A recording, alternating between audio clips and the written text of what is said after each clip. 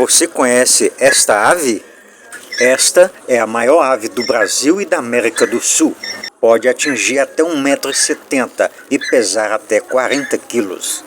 Possuem asas, mas não voam, porém são excelentes corredoras, alcançando até 60 km por hora.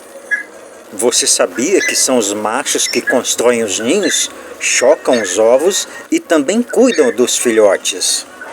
Essas aves são ótimas nadadoras, usam esta habilidade para atravessar rios.